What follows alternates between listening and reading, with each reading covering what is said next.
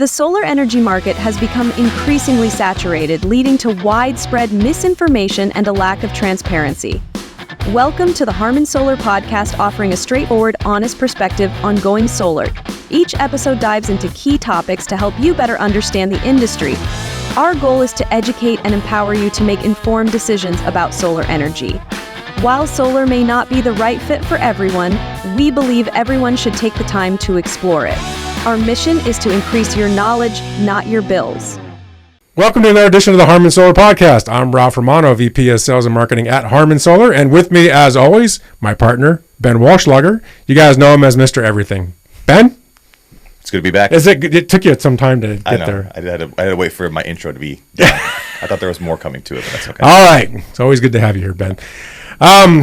Today, we're gonna get into some of the things that are happening. We're going to talk real quickly about where we are residentially. You'll give us a stat. Yep. And then we're going to get into a topic we haven't really touched on. We're going to talk about some of the commercial stuff and where that's at, because it's very different. Very different, yeah. So we need to kind of get into that and what that means. And it's all about tax credits and deadlines and fear, exactly. world's ending type thing. Right. So why don't you start with, where are we residentially? So residentially, we talked about this on a different show. Basically, if you're looking to get solar and get the tax credits for this year, you missed your opportunity. Well, that sucks. I'm sorry. Sorry to be the bearer of bad news, but that's just what it is. You've missed it with us. You missed it with us. Yes, it's just the reality of things. There's no guarantee of getting the tax credits. We feel we have the amount of business right now where we can get stuff installed by the end of the year, right. But we can't guarantee anything. Obviously, we don't guarantee anything anyways. Right. But as far as what you and your tax guy figure out and what you might need, we've come to a point where we're like, okay, done. We're done. Yeah. So we're already out now selling for stuff for 2026. We've already talked about this in the previous podcast with leasing and other options going forward. So I don't want to touch on that, but we're good to go. Yeah. Residentially. But that doesn't mean commercial is the same way, because they have different rules. What? I know. It's crazy. What do you mean? They have different rules. But we brought someone in to talk about those different rules. An expert?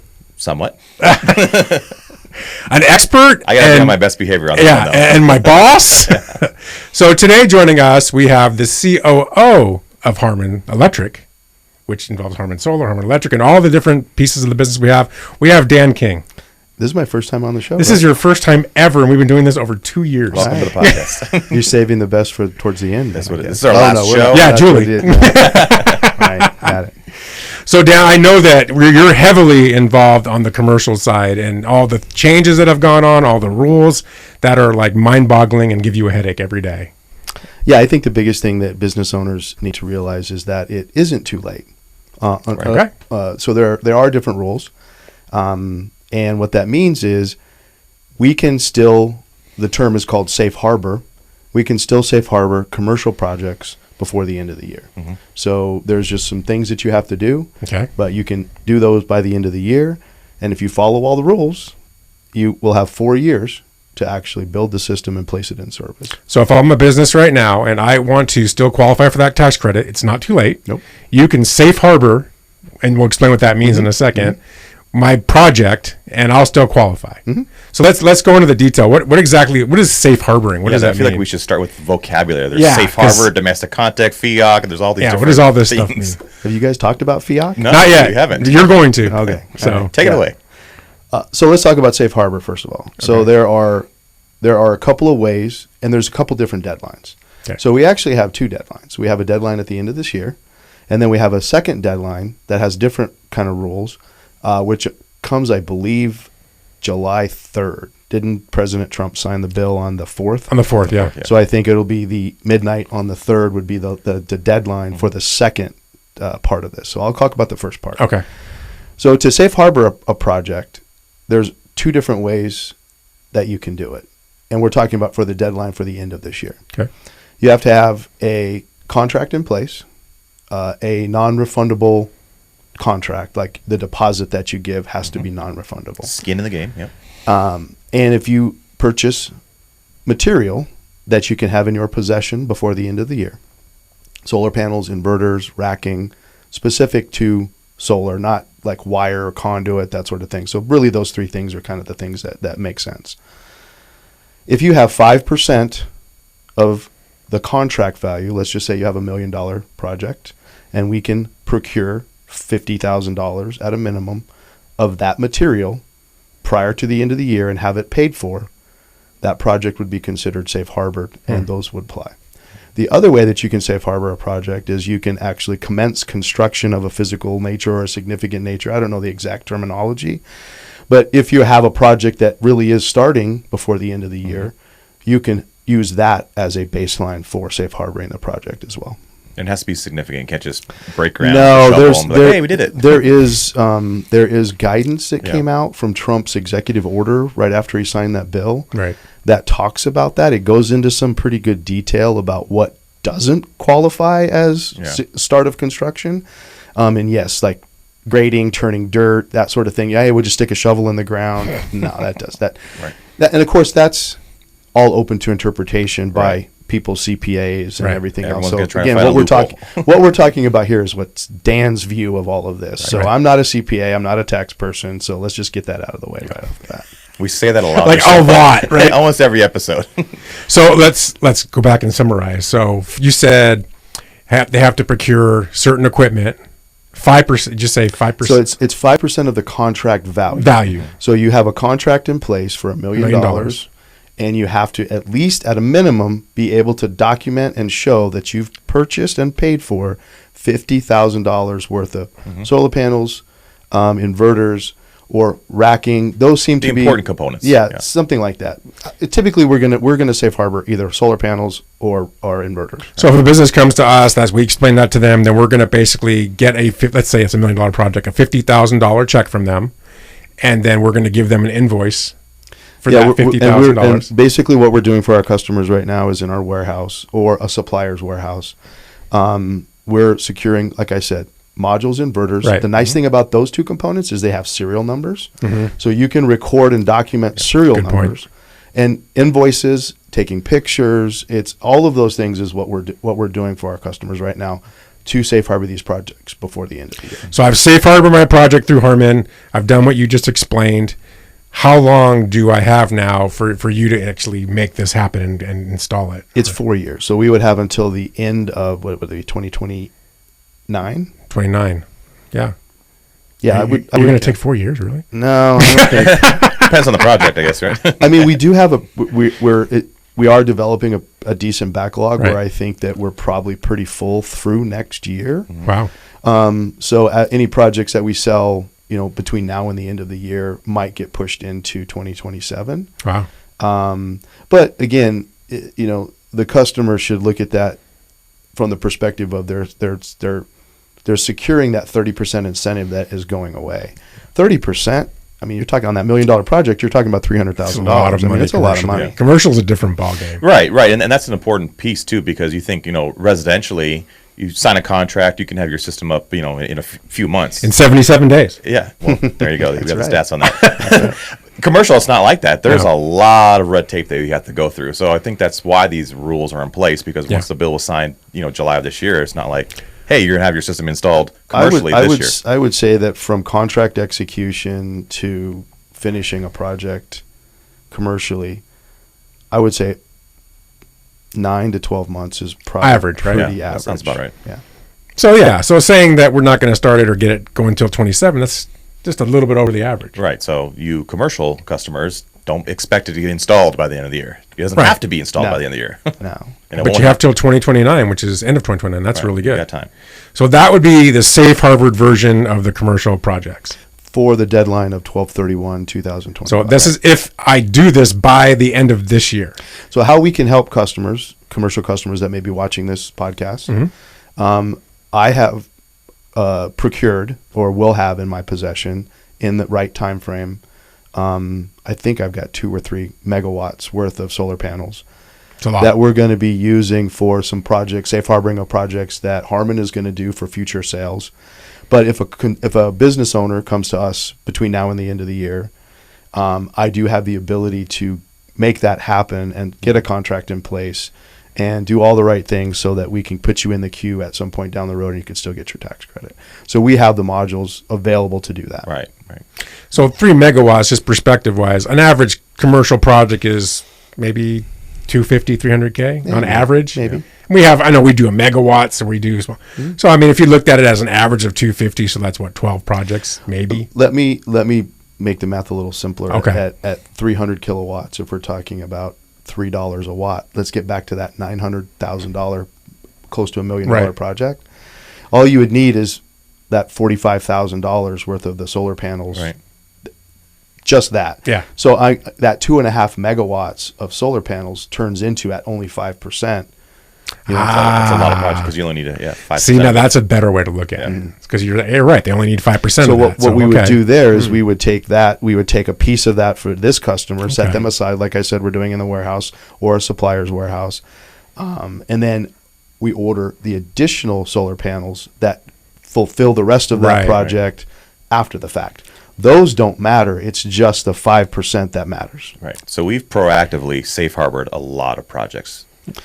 I think I'm going to have when it's all said and done. It depends on how many new customers come between now and the end of the year, because I only have so many solar panels that are coming that will be here in the time frame.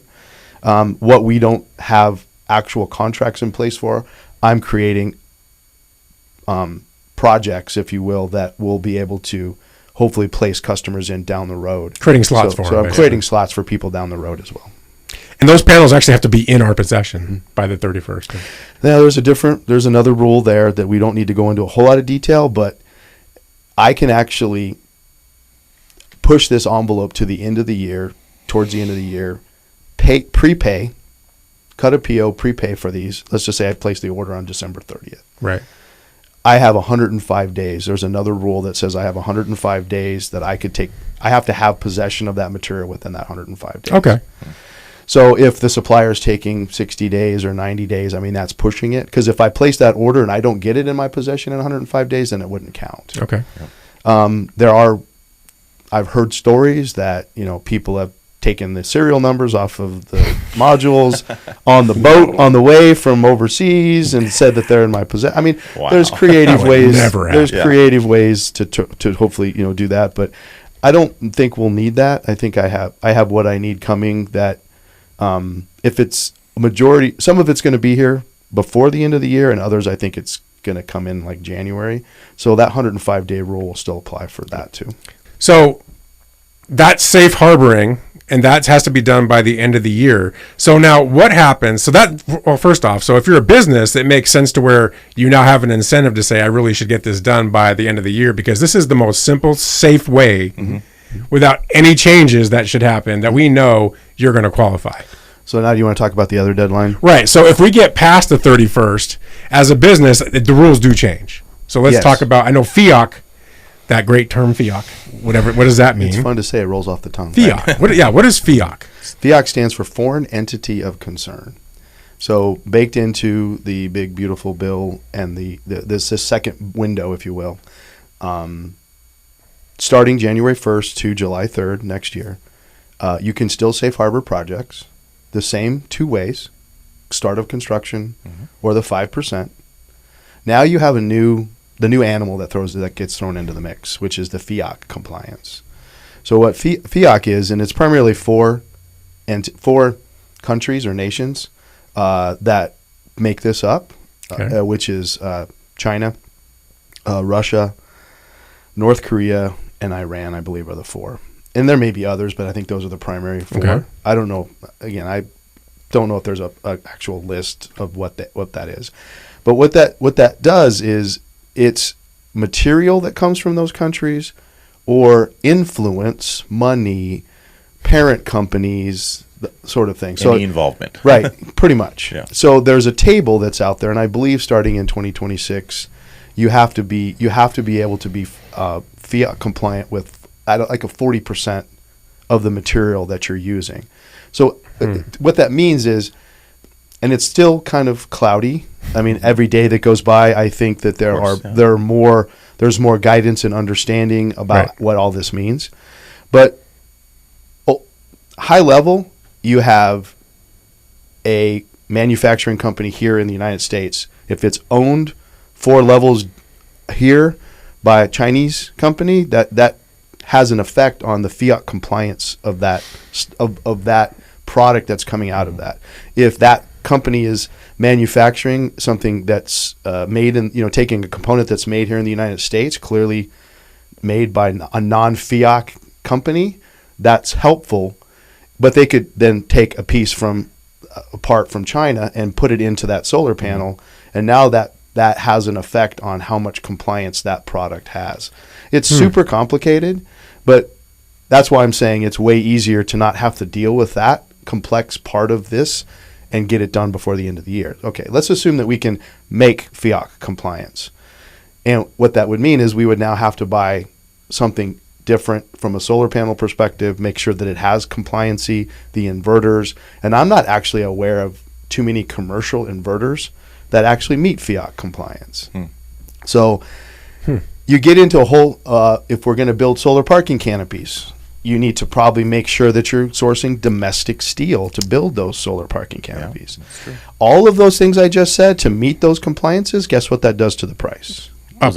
Yeah, it goes up. Yeah, because a lot of companies, and especially in this industry, they're like, made in America, we're an American company. Like, okay, but you're an American company made in America, but who owns you and who owns them? And guess what? Or a lot of the stuff isn't made in America. Right. It's assembled in right. America. And that little gray area. So if you're Hanwha or you're JA, for instance, and you're making that stuff in China, or your parent company's in China, but you have a plant in the U.S., it's still going to count against them. It could, but yes. Yeah. It's very, like I said, it's very complicated. I think all the manufacturers they're sifting through all of it, and every day, like I said, that goes by, we're getting new tables and a better understanding of what meets this compliancy.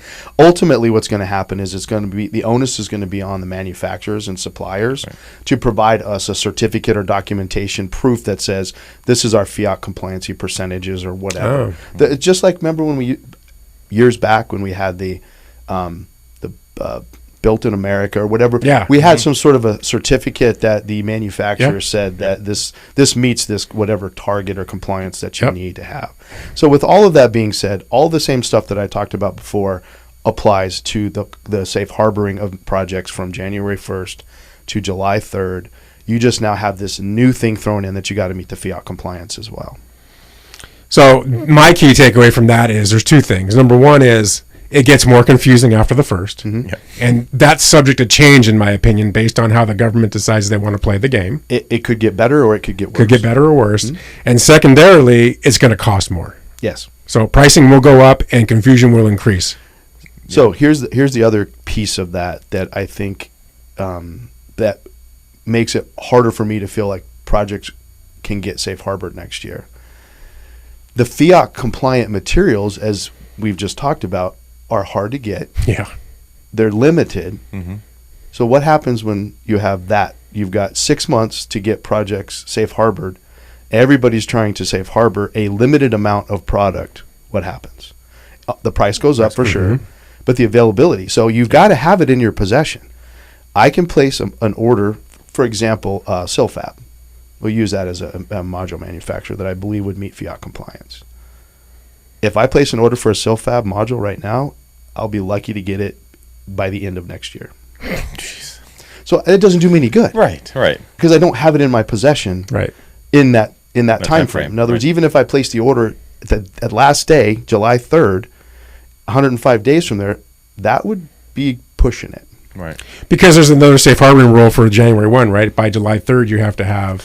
No, July 3rd is no different. That's the same as the deadline. Same for the first one. At the end of July, after July 3rd, if you haven't safe harbored the project, now you're in the same position that the residential customers are right now. Yep. There's nothing. There's nothing else.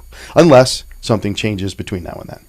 I don't think this current administration is going to make a change like that, but who knows when we get, if it ends up rotating the other direction again at the end of this time frame, maybe that changes, but that's 3 years down the road. So if you wait till January 1st, it's going to cost you more money. Right. It gets more complicated, and there's a good chance there's not going to be able to find. You're going to find that supply, right? Because demand gets too high. Yes, and you're already experiencing that with some manufacturers that are saying we won't see stuff till end of next year. Yeah, and we're telling you all this, because it's important for if you are kind of shopping around. I'm sure other solar companies probably have no idea what they're doing, what's going on. Some don't. Some do, but some don't. But you kind of get that peace of mind of when you are getting a commercial quote from Harmon, like, we've done our research, we know what we're doing. This is, if you're looking to get the tax credits, here are your options. We're not going to put you in a bad situation. Yeah. We've done our homework. Painfully. And we're still doing our homework. And what about, how does domestic content play in this, or does it? It could. Yeah, there's an extra 10% for domestic content.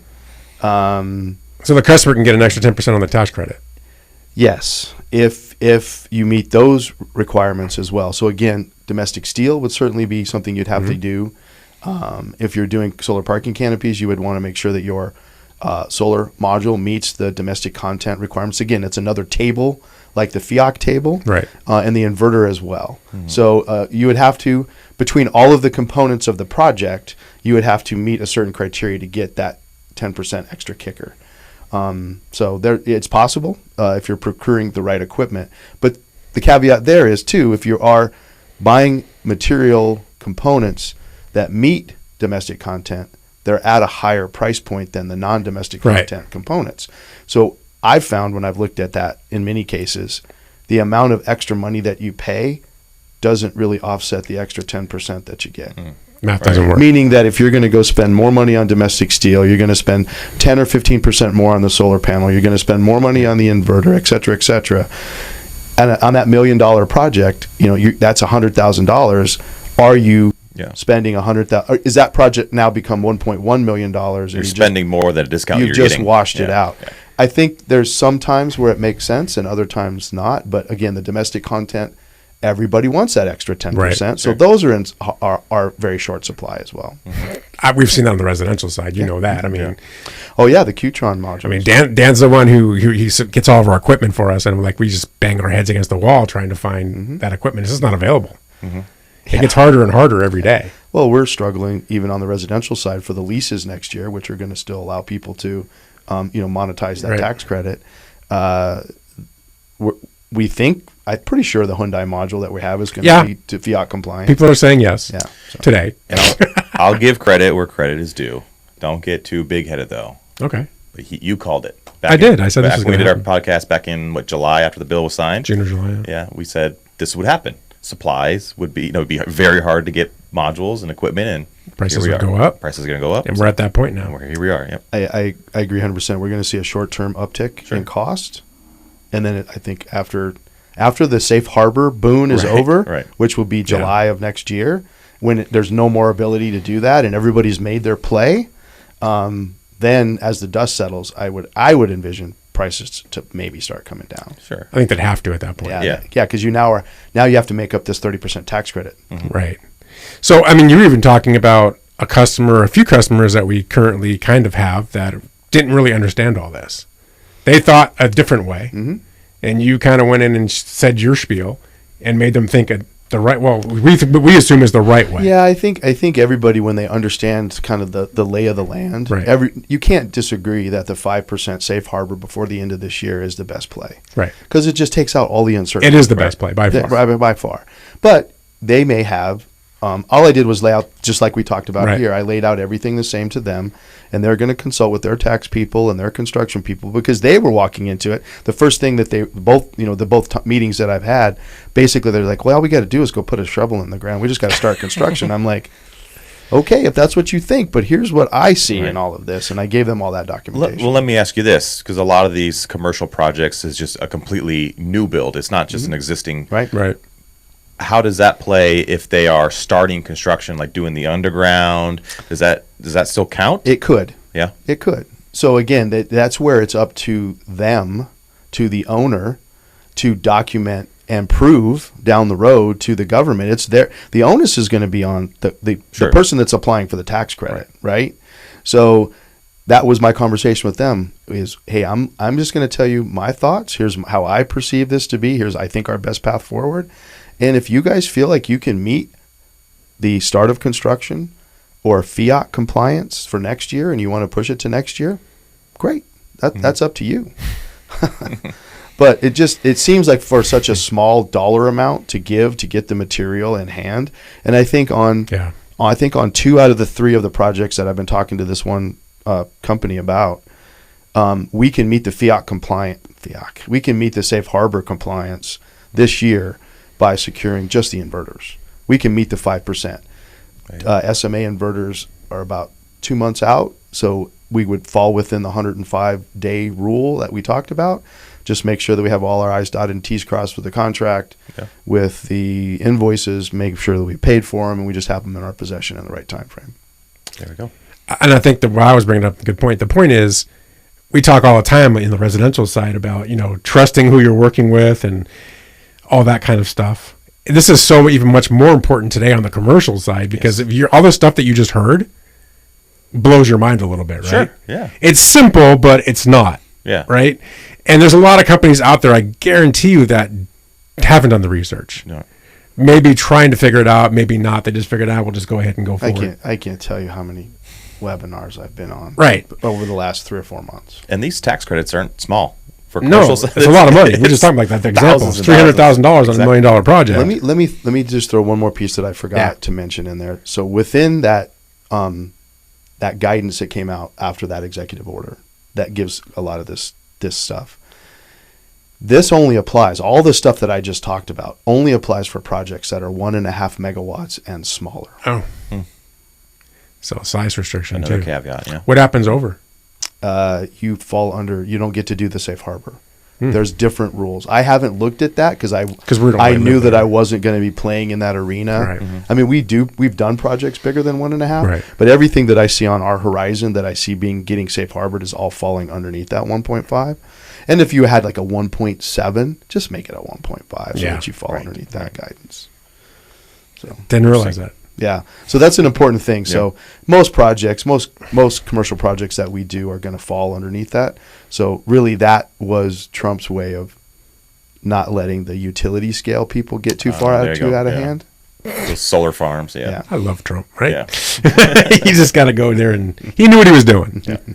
So I think we've laid it out pretty well. Yeah. I mean, if you want to go solar, if you're a commercial business and you're thinking about going solar, you need to do it now. You need to push the button now. You don't need to wait, because wait is going to be confusion. Wait is going to be expense, and things that maybe will change, not change. I don't know. We know we're set for the next 2.5 months, 2 months. We know what the rules are. We know what we can do. We can help you right now, and you need to do it now. I mean, we hate saying that. We've been talking about we're never that pushy company. It's the reality. Until we have to be pushy, and right now we have no choice. We did the same thing on the residential side. Right. And here we are, residentially, like, no guarantee getting tax credits now. Right. Same thing with commercial. We're going to get to, end of the year, next year, and go, well, there's no guarantee now because you waited too long. Is there any other message you'd want to give business owners that we haven't touched on? No, I think our company is positioned pretty well with our team to be able to have a client reach out to us, engage with us, and as long as the client isn't slowing the process down, we could probably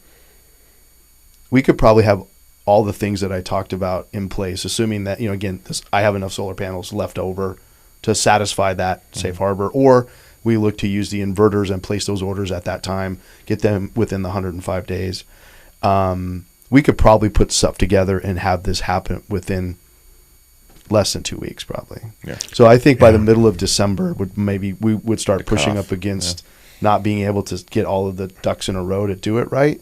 Because it has to be, we have to be able to present to the client something that's real, that we can build, that makes sense to them, and get a contract in place, get a deposit.